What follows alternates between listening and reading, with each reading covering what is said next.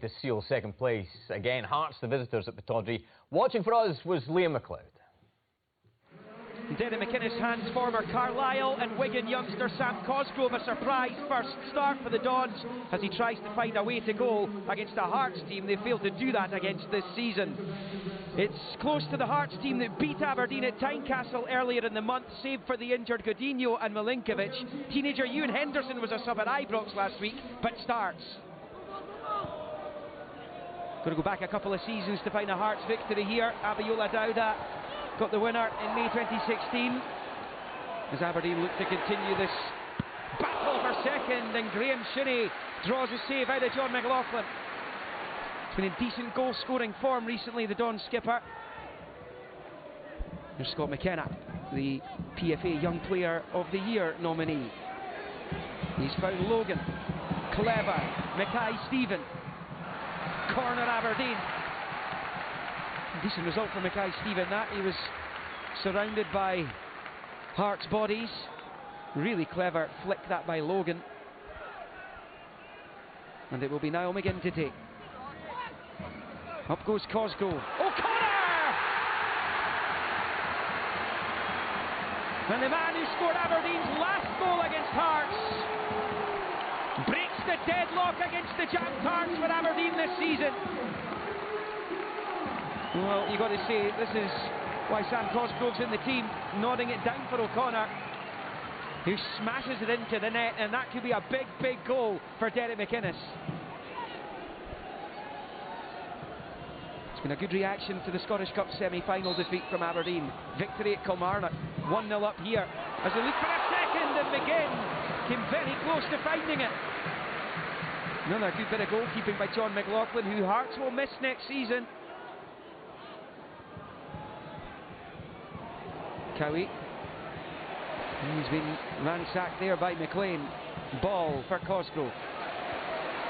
Here's McLean. That's a fabulous pass. Mackay-Stephen makes it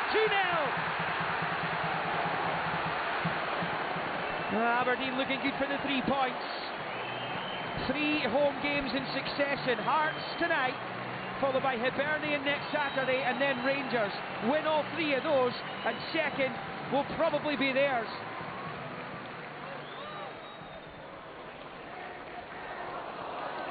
It's been a problem at Aberdeen this season in games against top 6 clubs, in particular Hearts, Rangers and Celtic. Look like exorcising one of those ghosts in this one. Niall McGinn.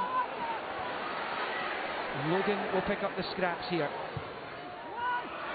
That's Cosgrove!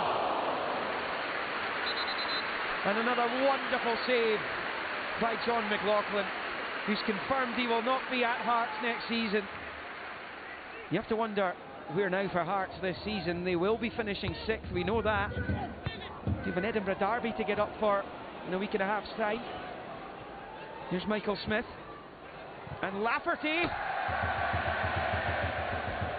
And there does not appear to be a route back into this for Craig Levine's side. And Craig Levine has a very decent record as a manager against Aberdeen.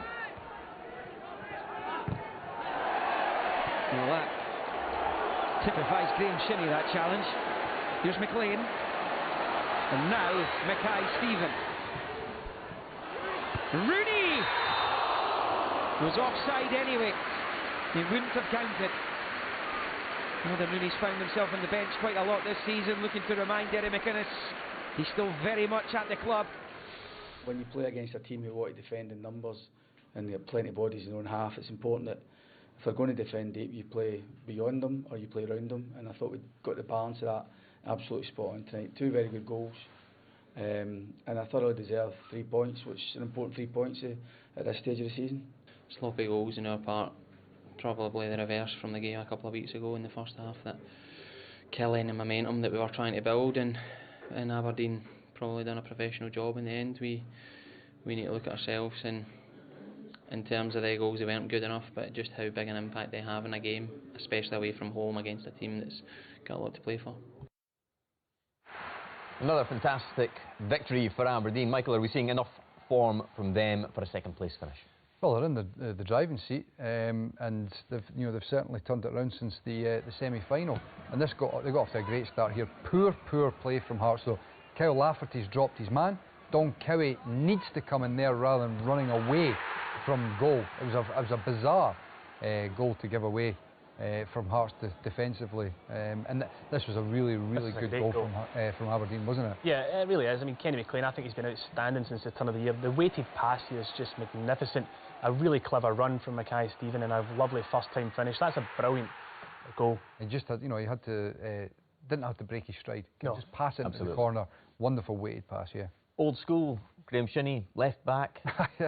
Well, he made a difference, Graham Shinnie, in the game. He was almost man-marking Stephen Naismith at times, playing left back, but he found himself in the middle there, and then he runs off him. He gets a wonderful strike off of this first touch, and he makes John McLaughlin make the save. It did. But he made a big difference. You know, you heard Derek McInnes there talking about trying to play around Hearts. They'd struggled at Tynecastle to do that. You look here, he wins the ball in that left back area. He feeds Niall McGinn quickly, and it means they can get at that back line of Hearts. He puts in a really good ball here. Shea Logan, the other full back, is up. He wins the ball and puts in a great cross for Cosgrove to test the goalkeeper again. But that was the big difference from the game at Tynecastle. Winning the ball early, you see him there again, not in the left back area, going and winning the ball, and then they can break quickly and get at that back line of Hearts down in the wide areas, and Mackay Stephen puts in the cross again. Another good opportunity for them, and this is I think a perfect highlight of in the left back area, quickly breaking, doubling up down in the wide areas with McGinn. Eventually he gets it in the left wing area. It's a poor cross at the back end of the move, but that was the big difference from Tynecastle to Pittodrie, where they were getting extra men in the wide areas and getting there quickly, and Graham Shinnie was central to that. Yeah, things looking on the up for Aberdeen. The grass at Pittodrie even looking a bit greener, which says it all, I think. The grass is greener. Exactly, for this moment in time. Not so glorious Hearts at this moment in time. No, I mean, look, the away form is in such stark contrast to the home form for Hearts, and one of the big things for me is that you see Kyle Lafferty at the top end of the park so isolated. I mean, look at this is Stevie Naismith. He's 30 yards away from Kyle Lafferty as that ball's thumped up to him. Lewis Moore isn't up in a high wide area. There's nobody in that gap there, and Henderson, he's got to go and gamble to go in behind. When you're playing the centre forward role, look at this. That's 9 players plus the goalkeeper against 5 Aberdeen players. There's no intent. You don't need that many bodies back. And then ultimately what happens is, when they do win the ball, look at the gap to Kyle Lafferty again. I mean, you're expecting him to work miracles here. And eventually when he cuts in, look there. Stevie Naismith's bursting a gut to get up there, but it's hopeless. Tough shift, Mike. I mean, I've played that position myself a lot. This is what you want. You want as a striker to be able to knock the ball down into midfield runners. That one occasion, and it only really happened once or twice in the whole game, is what you need. You need to, if you're going to play as a target man, you need runners, you need midfield runners in front of you, beyond you.